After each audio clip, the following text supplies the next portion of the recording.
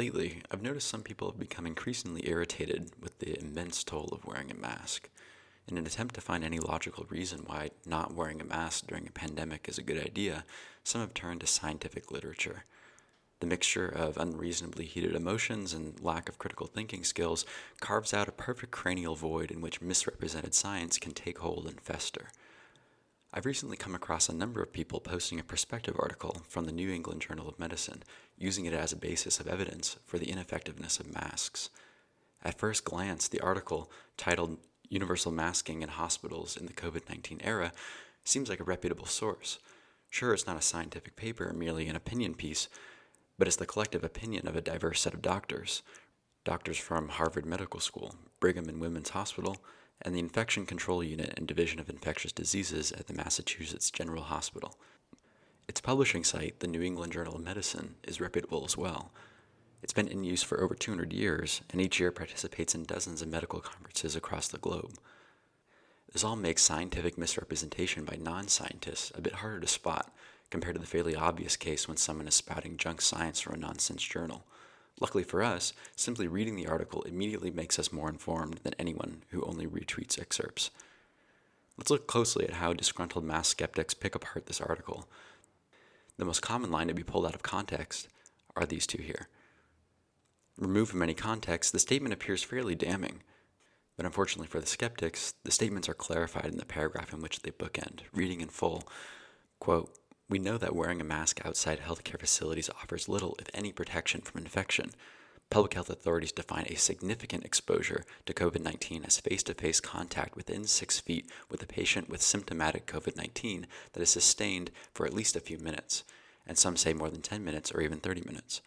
The chance of catching COVID-19 from a passing interaction in a public space is therefore minimal. In many cases, the desire for widespread masking is a reflexive action to anxiety over the pandemic," end quote. The additional context makes clear that Dr. Klumpus and their colleagues are referring to the inability for masks to better protect a wearer from infection in a social distance interaction because the risk for infection is already minimal. This, however, does not mean that masks are useless. The authors continue, noting that masks are already a core part of the personal protective equipment ensemble for healthcare workers in direct contact with infected persons. Additionally, asserting that continued masking outside of the direct contact scenarios has the ability to reduce the risk of infection, especially in the case of viral spread from asymptomatic coworkers. Finally, our authors note that the psychological effects of wearing basic protective equipment and their role as visual reminders of the importance of social distancing may be extremely beneficial. I've seen this suggestion taken as a smackdown point to the effect of, "See, I told you masks are bad," which is a bit confusing to me as the statement itself describes the potential benefits of wearing masks. All this said, masks aren't perfect. Other protective techniques are necessary, and our authors state as much.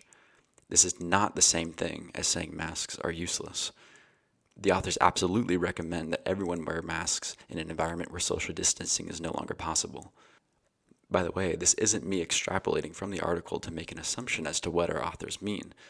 They explicitly state their support for widespread masking in a correspondence letter to the editor issued in early June after it became clear that armchair scientists had begun referencing the article with the intent of discrediting masks.